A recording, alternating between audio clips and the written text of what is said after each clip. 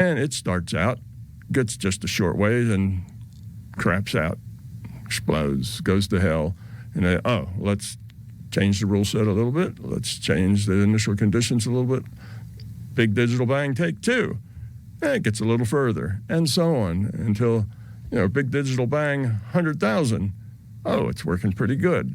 I'll just need to make one more little tweak, Now, what this says is that the system's going to tweak the system, rule set, and initial conditions until it gets something that serves its purpose. Well, it's got to, let's say it all fell apart. Well, we got to increase gravity a little bit, keep it together. Well, now it all sucked back into a spot. Well, we got to talk. Anyway, it does this, and eventually it's got all the constants in a rule set working together to do something that works long enough that it can evolve something, an avatar, that makes the kind of choices that have a lot of substance to them. They're meaningful choices. Okay. Now, that's where we've come to. That's where we are. See, so we're these pieces of consciousness, virtual machines within a larger consciousness system, and this evolution has evolved to the point that there are humans. Before us, there were dogs and cats and monkeys and other things, but they didn't. Their choices, what I call decision space. That's all the choices that they know. Like any given time, you may know, I have 5 choices here. You might really have 25, but the other 15 you don't know about, or the other 20 you don't know about. You just don't understand that those are choices of yours. So those choices that you know about, that defines your decision space. You can do one of 5 things. Okay, well, the other creatures had small decision spaces. So they kept with the evolution, and even sometimes tinkered with it. We have things like this in computer science labs all over the planet, in universities, where they've taken initial conditions and rule sets and let them evolve because they're trying to come to some kind of understanding. And they always tinker with the results. They get so far along and something isn't what they want, so they go in and tweak it a little bit out there. Well, that explains a lot of things. Now, one thing it explains is the thing called the let's see, what was that? The anthropic cosmological principle. And what that says, and I have a little slide that I can show you that kind of where that comes from. If you're not sure of that, there's I just have to tell the guy what number it is.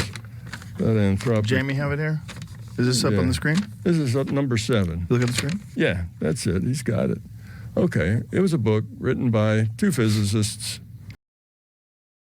And they wrote this book, and what it says is that there's 5 or 6 things that have to be just perfectly tuned to each other in this universe of ours for our universe to exist at all. If any one of them wasn't exactly as it is, the whole thing would be unstable. It never would have existed long enough to produce humans. It'd be unsuitable for humans. It may be a bunch of rocks, but there really wouldn't be any possibility of life. Okay, so in order to support life, all of these various things are tuned to one another. It's not only that each thing had to be very special, but it had to be tuned to all the other ones. They all had to work together in order to produce this. So when these scientists realized that, they wrote this book, and they called it the anthropic principle because they said it looks like this universe was designed just for us to make life be able to happen, because there's zillions of things that, of course, science says are all random. Everything happens, randomly. That it's virtually impossible that randomly all of these pieces could fit together so perfectly to make this a viable universe, a universe for life. So that's why they call it the anthropic. It looks like it was made, for people. And in fact, it was. And the question is, how would we get all of these things to happen and all be tuned to each other? Well, take 1, take 2, ... take 10,000. All of these were tuned in order to create the result, which was avatars that consciousness could attach themselves to. Now, And that's what we are. that's exactly what we are. Now, think of what that means, what a virtual reality is. Okay, we said virtual reality has a computer, has a player, has a virtual computation. Now, from the perspective of inside that virtual reality, from the perspective of the barbarian in World of Warcraft, the computer is non-physical. The computer can't be part of that virtual reality. It has to be, virtual reality doesn't compute itself. That computer has to be, as Fredkin said, Dr. Edward Fredkin, it has to be someplace other than here, someplace other than this reality. The player and the computer communicating to each other, so they have to be in the same reality frame. And indeed, the player has to also be non-physical from the viewpoint of the avatar. So if you're the barbarian and you're saying, gee, where did I come from? Well, the computer is non-physical and the player is non-physical. Now, what's the player? The player is the thing that tells the avatar what to do. If you don't have a player, the avatar just sits there and wobbles to make you think it's alive, but it actually doesn't do anything. So you want that barbarian to run away or fight or cast a spell or something, you have to tell it. You're the consciousness. So the player is the avatar's consciousness. All right, now that tells us all sorts of things. So here we are in a virtual reality.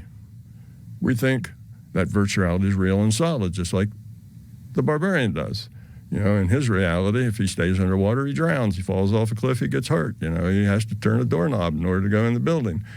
He has all these physical things, and he thinks it's physical.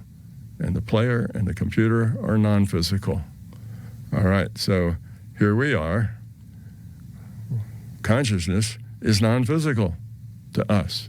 It's not part of the body. It doesn't live inside your body and seep out through your head to go out of body.